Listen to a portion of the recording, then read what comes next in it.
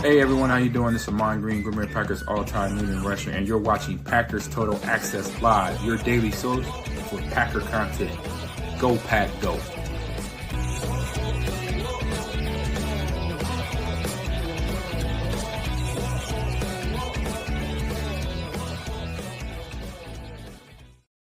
What's up, guys? Welcome into Packers Total Access. My name is Clayton. You can check us out on Packernet.com. Find me on Twitter at Packers_Access. Joined alongside Jacob in Wisconsin. We'll have Emilio joining us shortly. I'm not sure if Tim will be with us tonight. He may be on the road to Milwaukee, but I know we'll have him back in a day or two if he is already on his way down there. So tonight we got an awesome show for you guys and gals. We're going to be giving you a Christian Watson update. Looked really good at practice today, just cut and running. We got a little bit of video from that. Also, we're going to talk about this left tackle battle, which we talked about several weeks before camp started. Caught a little birdie from, you're hearing Brian Bulaga talk about it, Mark Tauscher talk about it. I was thinking, I don't know if there's really going to be a position battle at left tackle. Seems like that's cranked up. We'll give you everything we know on that. Brinson Stackhouse, another couple guys that are starting to turn heads a little bit. The Georgia boys, Georgia defensive linemen, will hit on them.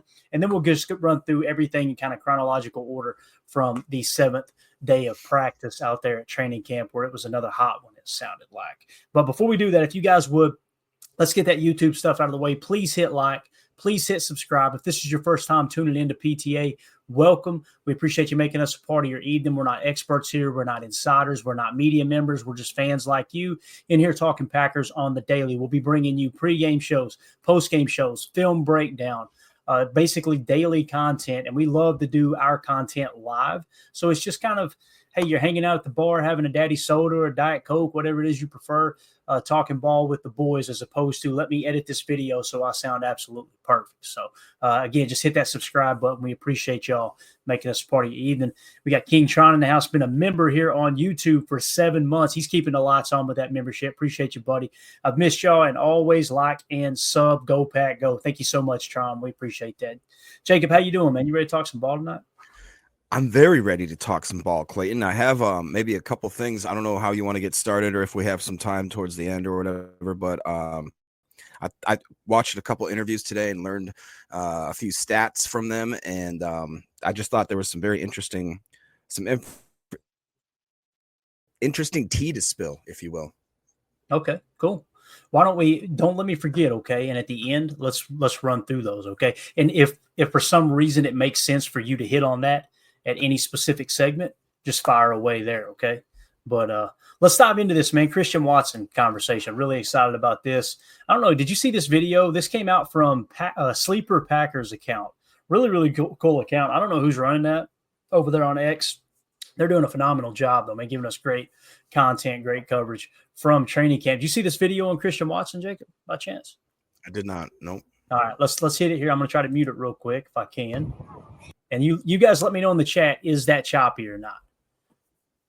And I can't put it on repeat, so I'll just play it over and over. Does that look pretty clear to you, Jacob? It looks pretty clear. The first one had a little chop, but now it looks like it's run smooth.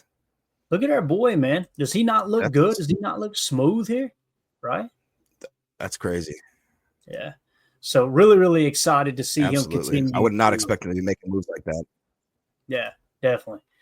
So Matt Schneiden put a tweet out, said we're not allowed to shoot rehabbing players, but Christian Watson's cutting pretty sharply and running quite fast on the sidelines. So obviously some people are breaking the rules, and it is what it is, right?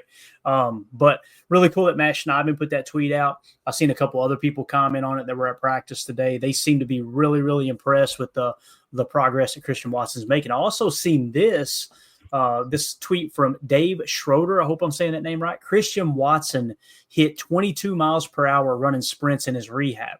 Today at Packers camp, Watson was really cutting it loose running sprints as he continues to rehab from ACL surgery.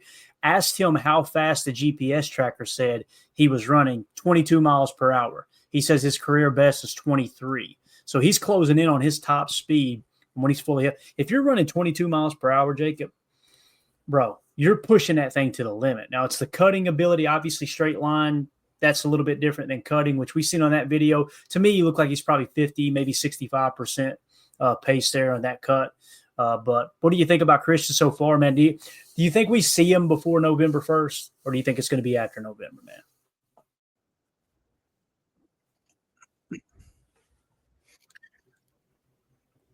I think we will see him before that. Maybe I'm a homer, but the way that he's running, the way that he seems like he's comfortable planting that foot, and the way that, I don't know, just so fast. Even him riding the bikes, if there was an injury that they were really worried about, something like, that Ja or Bach had, I don't think they'd be letting him do any of this stuff. I think that they're very comfortable with the way that he's rehabbing, and it's pretty phenomenal to see he's already running 22 miles per hour. Yeah, definitely. And then I pulled this from July 27th, which I think this is so important, man, that Christian hasn't missed anything, man. He's been right there every step of the way. They got a couple of young receivers that stepped into camp that we pretty much know are going to make the roster barring any crazy injury. But Sleeper Packers tweeted this out, this was on July 27th. I've noticed in the first week of camp that Christian Watson's been very involved. Here's suited up and staying by his group of wide receivers, even though he's not fully practicing yet. Not saying he'll be ready week one, but this says a lot about his commitment to his recovery and this team. That's been the biggest thing that's really stood out to me, Jacob, is the fact that he's been working so closely with this wide receiver group. And to me, you got to take that into account when you're looking to potentially extend Christian Watson, right? I mean, obviously, we got to make sure the knee checks out once he's back on the field. Okay, yeah, it's good. There's no lingering effects. You don't run into a situation like you did with Bakhtiari. You don't run into a situation like you did with Jair Alexander. Make sure he's fully healthy. But there's some added value to re-signing a guy that is this kind of team player, too, that just wants to be around the facility, wants to be around the guys, even though he can't fully participate. You know what I mean? Yeah, that actually was the point that I was going to make, is that's the type of person if you have to decide between 2 or 3 contracts of a certain positional group, like the wide receiver room, that you want to extend one of them, that's going to absolutely give that guy an edge, I believe. And I don't know how you could ask more of Christian Watson. And I think it honestly is because his dad was a pro and probably told him how to handle situations of adversity like this. And I just think that I just feel like that he'll be a Packer in the future. I really do. Yeah, I would have to agree. Now, we got a little bit of news going on across the league here. I'm sure you've seen this too, Jacob, but Terry McLaurin has officially requested a trade. How would we feel about trading Dobbs and a draft pick or two to the Commanders? I know it's highly unlikely to happen, though. Just want y'all's thoughts. LOL. So that was Aaron Rodgers' agent. Thank you so much for asking that question, man. For me, it's real simple. I'm not interested in Terry McLaurin. The reason that he's holding out and requesting a trade, or holding in, whatever you want to call it, is because he's wanting top receiver money, right? He's wanting that, probably 30 to 40 million per range. And I'm not sure how old he is now, Jacob. He's got to be closing in on 30. It feels like he's been in the league for a while now. I don't want to upset what we got going on here, man. If it was, hey, he would agree to play for 1 year and we could give up a 5th round pick for him, absolutely. I would do that in a heartbeat. But to me, it just feels like it's not worth it there to try to tie yourself to an aging receiver, albeit he's been great and he hasn't shown any decline to the best of my knowledge right now. But what do you think about that question there about Terry McLaurin? For me, it's a no. Yeah, Coach Lynn's saying he's almost 30. Pretty sure that's pretty accurate. No, I don't need to pick up anybody, any free agent wide receiver that has any sort of issue or baggage, especially when this wide receiver room, we've spent a lot of draft capital on it. We have a lot of guys that absolutely are fan favorites and a lot of talent, to the point where I think some of our UDFAs could be number 2s and number 3s on some teams. I really do. So I don't want to invite any kind of more drama, because you bring a guy like that in, there's not going to be a contract that any of the other guys are going to think is fair that I would want to pay him. I don't think that McLaurin's going to take whatever pay cut that he'd have to take for it to even seem logical. And I don't want to trade draft picks. I just never want to do that for a wide receiver. Yeah, at least now. Right. And I'm not saying that's a silly question by no stretch of the imagination. Please don't take that the wrong way, whoever it was that asked that. No. I'm just simply saying, for me, it would be a no. Unless you could get a 1-year rental and pay darn near nothing. But I think what the Commanders are probably looking to do is they're looking to hold on to him. They're going to hold his feet to the fire, just like they are with our boy Trey Hendrickson up there in Cincinnati, right? Which you guys seen him buckle. That happened.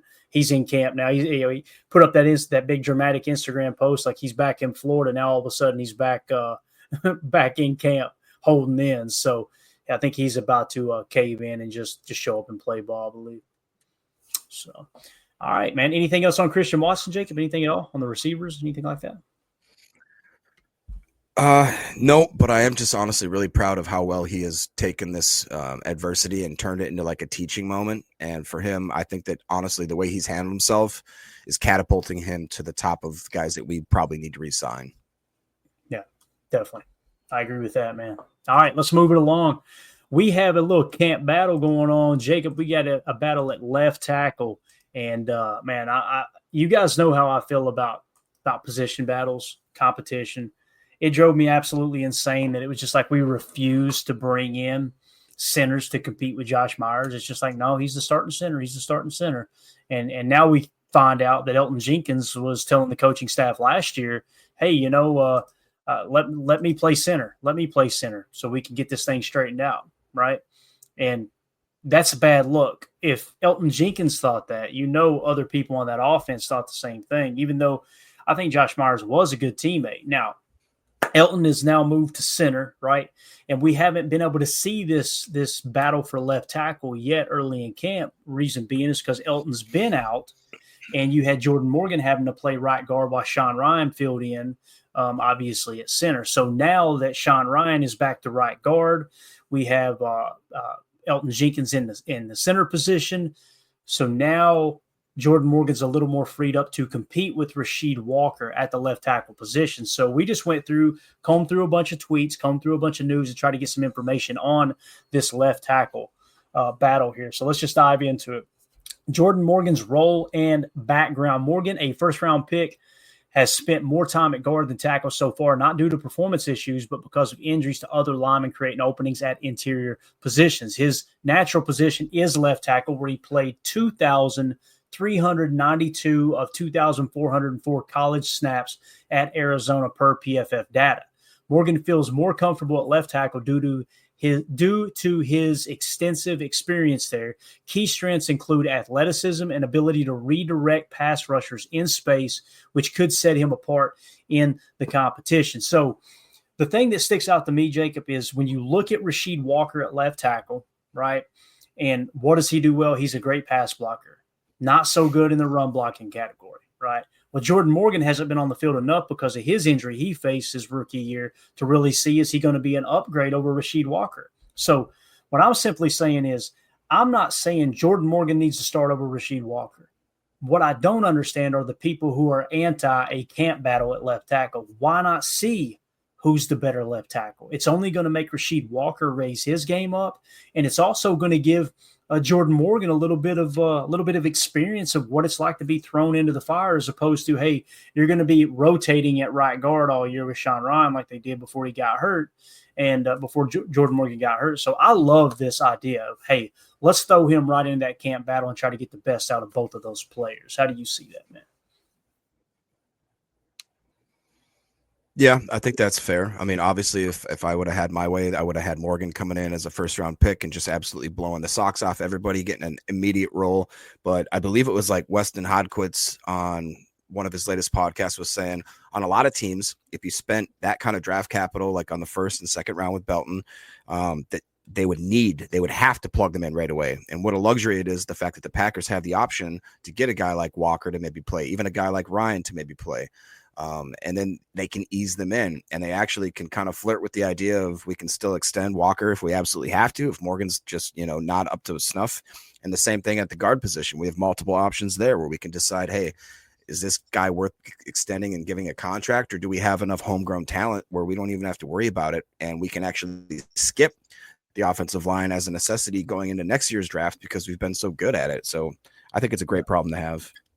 Yeah, definitely. H.E. Soder says, if Morgan is 90% of what you would get from Walker and Belton looks serviceable, do you move Walker? I don't like that idea personally, Soder, because, I mean, it depends on what the compensation is, right? Anyone can be bought. He's talking about moving. I'm assuming he's talking about trading. Let me read that again. If Morgan is 90% of what you would get from Walker and Belton, all right, looks serviceable, do you move Walker?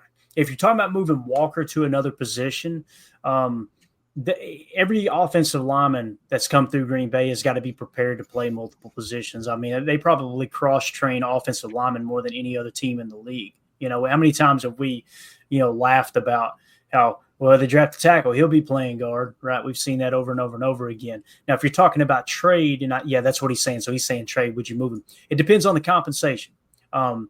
If I can get a 3rd-round pick for Rasheed Walker, I'd be okay with it because you did just spend a 2nd-round pick on Belton, right? However, anything less than a 3rd, man, I mean, again, why did we lose to Philly last year, right? We talked about how we got our asses kicked in the trenches, specifically on the offensive side of the ball, where one injury caused us to start a gentleman by the name or put a gentleman by the name of Travis Glover in at guard, where he played less than stellar, I believe, is what most people not named Emilio would say. So I like the idea of having that extra depth piece there. And also you give yourself a chance to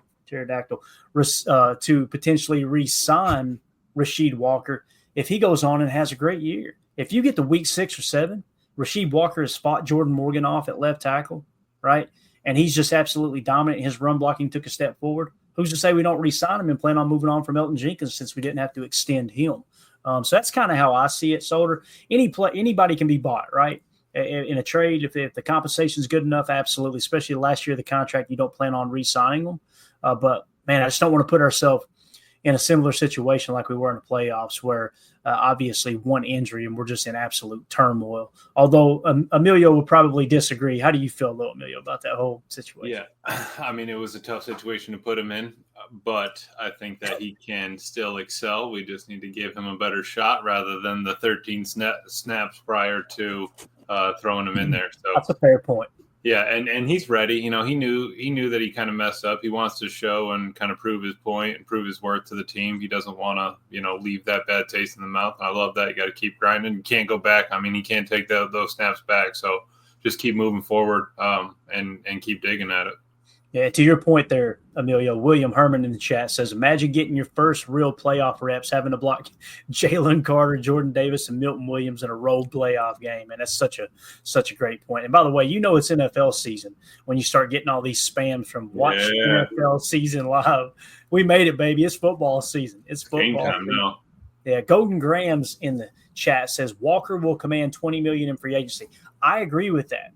At a minimum, probably. To be honest with you, if he hit the open market, he's probably going to get more than Tom. I know that sounds silly, but teams will overpay if somebody hits the open market. However, guess how much money we free up from Elton next year if we decide to move on?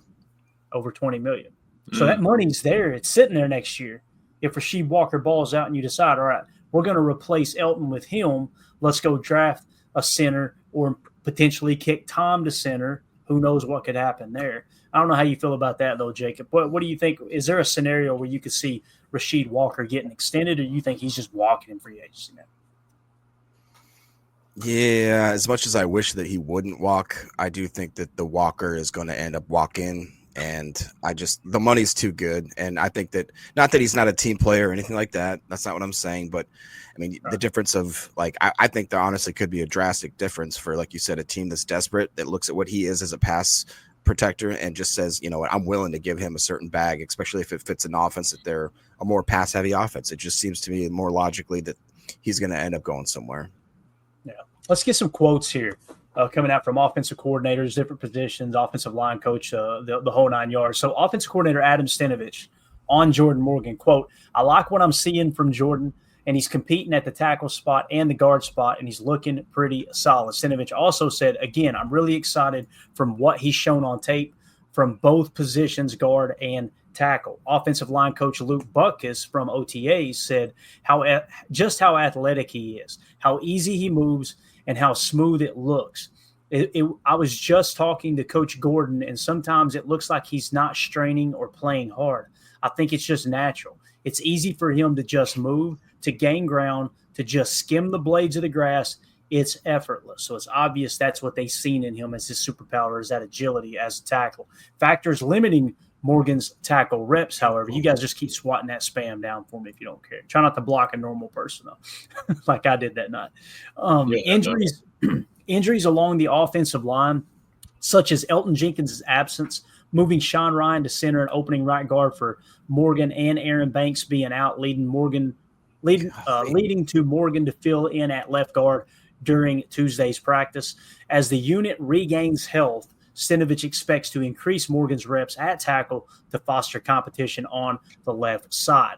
Quote, on increasing competition, Stenavich said, we're kind of limited with Banks being out and Elton being out. We had to focus him more at guard, talking about Morgan, but we're going to work him in at tackle as much as possible just to get some competition out there on the left side and then just see how it goes. All right, now let's move on to Rasheed Walker's performance. Walker has not played poorly and has held the starting left tackle role for much of the past 2 seasons. Last season's stats allowed 3 sacks and 4 quarterback hits that ranked 45th out of 87 eligible tackles in PFF's pass blocking efficiency and 65th in run blocking grade. So that's the one aspect right there, Emilio, that we see that doesn't look great. And again, it's not everything, right? But when you say, hey, look, you rank 45th out of 87 eligible tackles in PFF's pass blocking efficiency and then 65th in run blocking, I mean, that puts you at the halfway mark or even lower. Right. Yeah, that's a problem. I mean, we do love Rasheed. His pass blocking, you would think, is there compared to these numbers, but he also takes some penalties that are rough.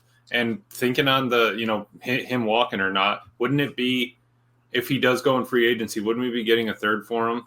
So, remember when you asked me that question the other night, either way we're getting a third for him, I got to have a first or a second or something out of it if I'm moving on from him in season. That's a great point. You got to wait an extra year for the third, but you make a great point. Yeah. Right. Yeah. Just, I mean, if we have a talented tackle, all right, fine, keep him in. We'll chase that Super Bowl this year, whatever. But, I got to have more than one pick. It's got to be more than a third for sure. Yeah. I don't know if that's Jacob over there swatting that spam away, but this is ridiculous. You're quick. He's sitting there with the finger, giving him the waggle. Yeah, it sucks. It's all I can decide. Now they got me mad. It's like whack-a-mole. All right, quote on Rasheed Walker. Stenavich said on Walker, he's had a really good camp. There's a lot of stuff we wanted to work with him in the offseason. And you could tell he made a conscious effort to come back, and he was in great shape. He looked great. He's playing hard, and he's competing, and I think he's doing a really good job. So there's nothing negative there. I've heard some people say he's having a bad camp. I haven't seen that personally, other than having to run a lap and having some choice words there on the practice field that we will. Mm-hmm. Anyway, so broader offensive line competition. Well, first of all, before we move on from the Rasheed Walker and the Jordan Morgan competition here, Jacob, is there anything else you want to add to that? How do you see it shaking out? Let me end it with that. I'll ask both of you guys that same question. I think that this is going to be somewhat of another, I hate saying a red shirt year kind of thing, but more of just him kind of slowly understanding that he's going to take over the left tackle position for Morgan. And then if there is some sort of injuries, I think that he'll basically slide into whatever position they ask him to. And I do honestly believe that Walker will end up leaving, taking quite a bit of money. I mean, we saw what John Runyon got, you know what I'm saying? So if a guy that is a left tackle that is an absolute stud pass protector, I just feel like that's the writing on the wall. And that between the Belton and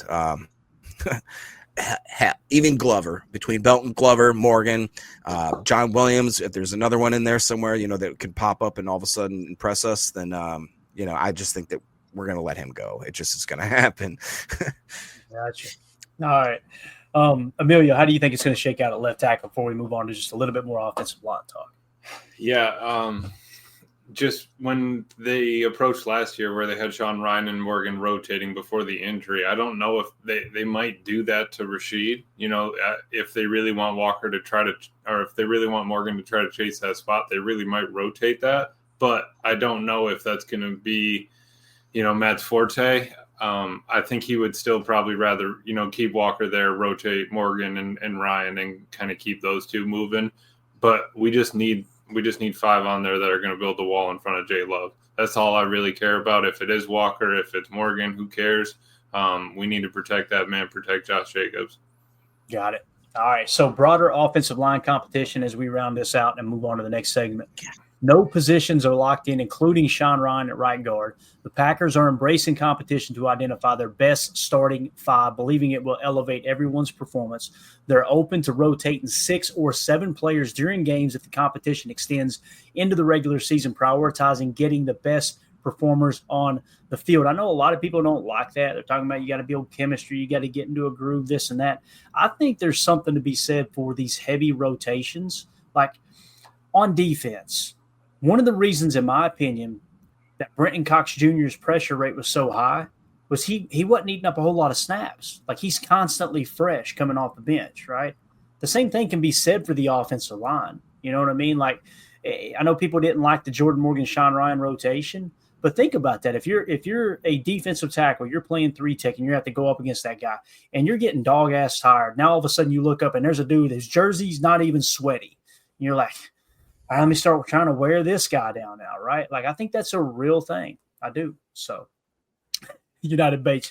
Jacob has 173 arcade tickets. Probably can get a small pack of Swedish fish now at the counter. Talking about smacking this whack-a-mole with the spam in the chat. Again, man, I love it. I know you're working your ass off over there, Jacob, but I love this. Means it's football season, man. You know that's what it means. So, quote on overall competition, Stenovich. Quote: I wouldn't say any of these guys have anything locked up right now, and I think that's one thing that is good about where we're at. Because the competitiveness is going to bring out the best in everybody every day. So I don't know how it's going to shake out up front, but I am excited about just the possibilities and the options that we have for sure. So they're obviously going the competitive route. I love it. I think it's the right move. I really do. So I'm excited to see how all that shakes out.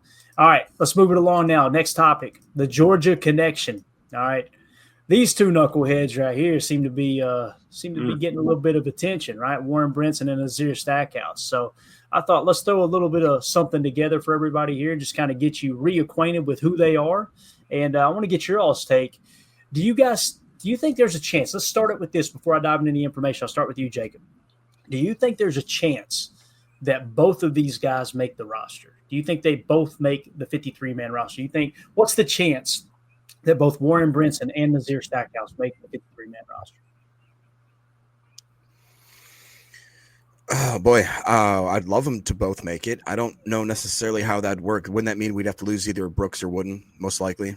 I think so. That's what we kind of came up with. Yeah, there's the defensive depth chart. So you're looking at Kenny Clark, Devontae Wyatt, Carl Brooks, Kobe Wooden.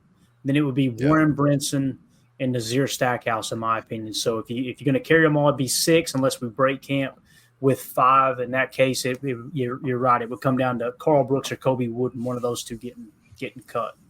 Yeah, I think there is a chance. You know, I really think Nazir Stackhouse to me has shown more than Brinson, and that's not. I haven't been there. I haven't been on the sidelines. I think Tim, if he was here, would have probably a better recap than I could give you. But I just think that, you know, they're very hesitant to give up on their draft picks, and I was real high on Carl Brooks. I know a lot of people were.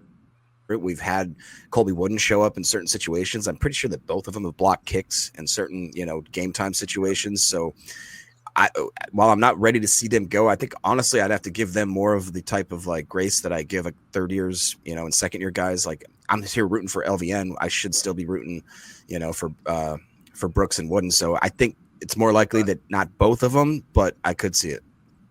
Yeah. What do you think, Emilio? Yeah, that's a possibility that I think it would come down. I'm sorry. We did break camp with 5. I apologize. We did break camp with 5. Okay. So, yeah, I mean, I think it's a possibility. If we're dropping one to try to make space for him, I would probably lean on Wooden, though I wouldn't like that just because he has been working hard. I think that he does deserve a shot in there. But, you know, just following, you draft one, right, you're going to want that player on there. And then you kind of see, okay, do we have more with, you know, Stackhouse than we do with Wooden? Potentially. If he keeps showing up like that, you're going to play yourself onto the field depending on how you show up in practice. I think that's a complete possibility. I'm sitting somewhere around 65%. 65%. That's what we. So I'm cool with it. I would love to have them both, but you always have to lose somebody. Yeah. Elijah Gwynn says Sterling Sharp walking out right now. Shout out to him on a legendary career cut too short. Love to see it as he's obviously they're having a Hall of Fame game tonight. First player to catch for back-to-back years of 100 receptions. Love that.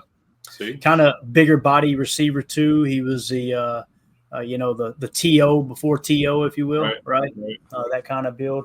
Now, it's a damn shame that it's being overshadowed a little bit, what's going on with his brother Shannon, that news breaks that he's released by ESPN for all that, literally the day that we start the celebration, essentially, for the weekend, leading into the weekend of Sterling getting his long due credits. So that kind of sucked. But when you got a knucklehead brother doing knucklehead things, it's something you got to deal with too, I guess, right? So moving along here. So introduction to the rookies. Let's just talk about them a little bit.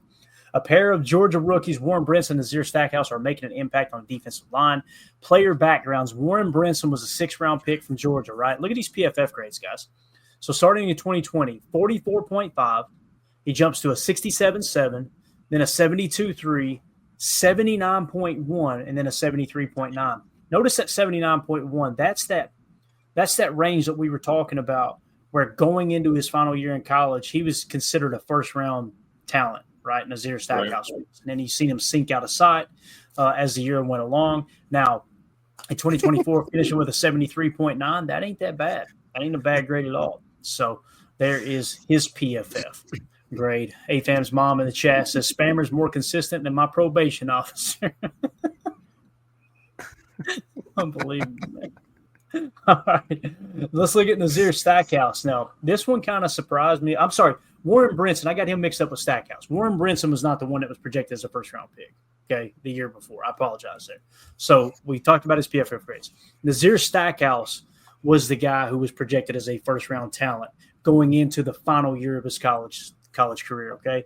In 2020, a 59.8, then a 65, 73.8, fell back to a 70.5, and then his final year in college jumped all the way up to a 75.2. So he actually had a better year in 2024 than he did in 2023. I think 2022 was what really put him on the map for everybody. But when you look at their size comparison here too, one of the things I will say, Warren Brinson seems like a little bit better pass rusher than Nazir, and Nazir is more of a run stuffer. As you see an 83.1 run stop grade there, or run defense grade, I should say, for PFF, as where Warren Brinson's was a 75.5. And when you look at their size, Warren Brinson 6'4", 310, and then our boy Nazir Stackhouse, according to PFF, 6'3", 320. So that's how they shake up there.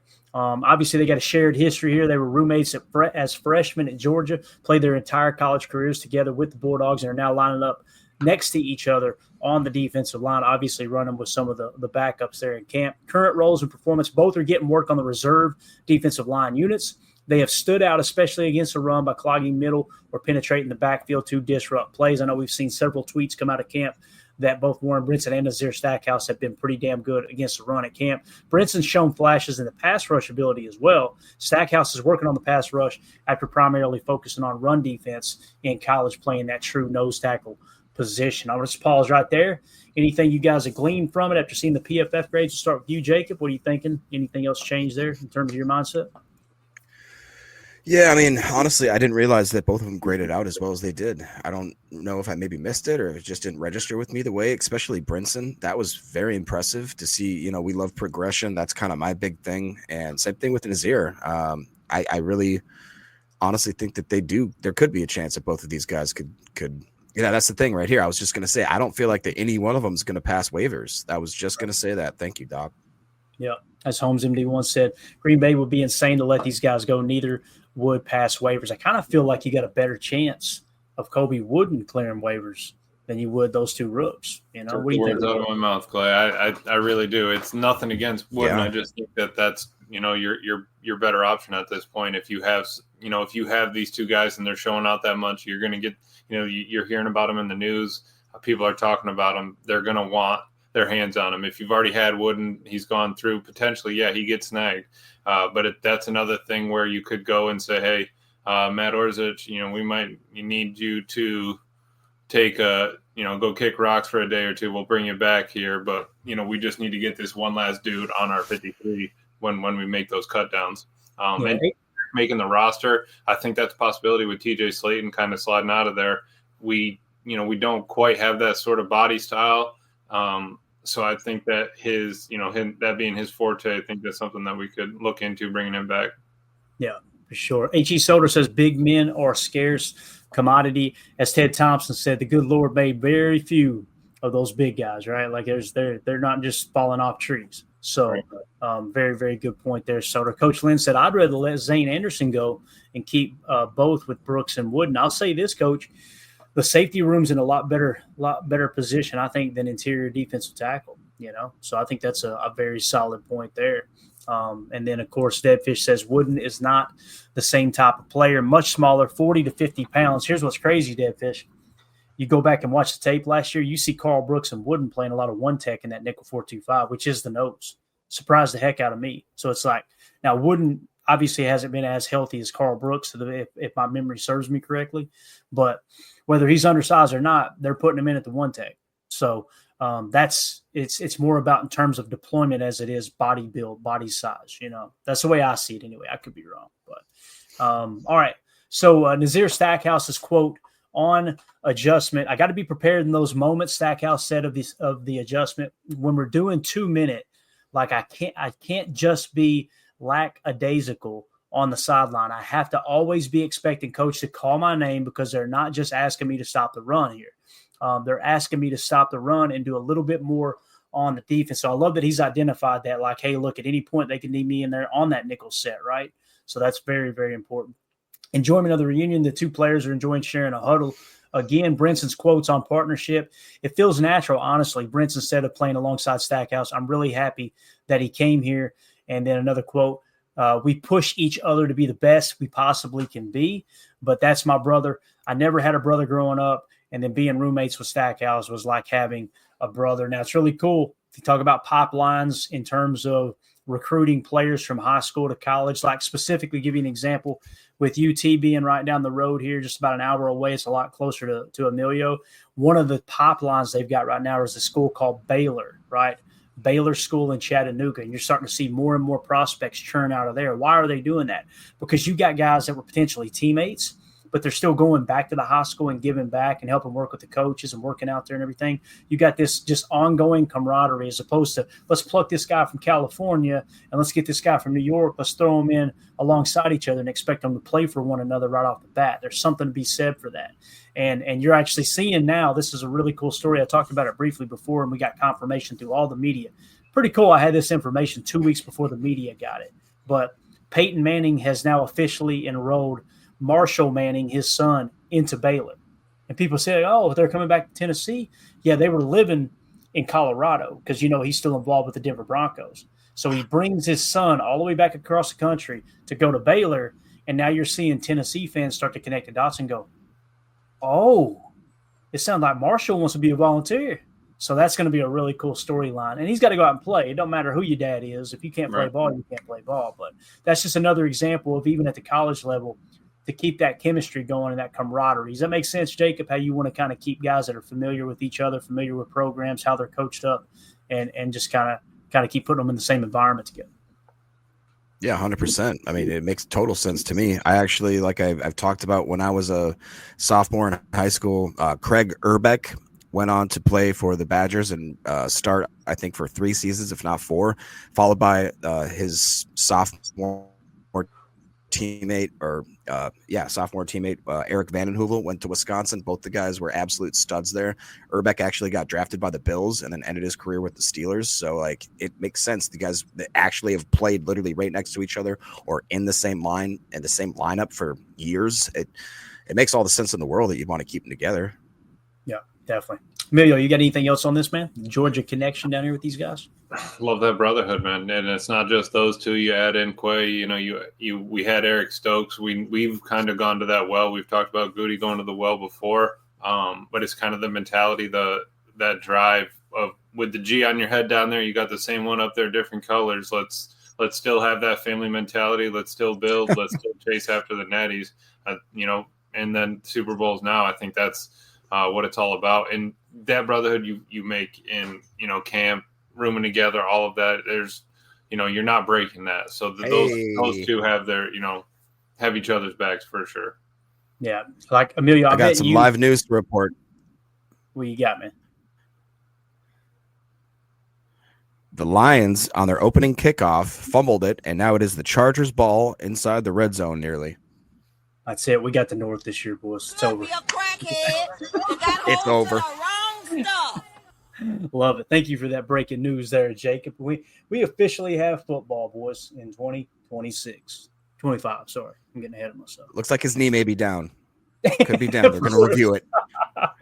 Of course. Well, at least we get to see all that new stuff, right? They're talking about the laser first downs. You got the cameras now everywhere, so I'm excited to see all that. Right.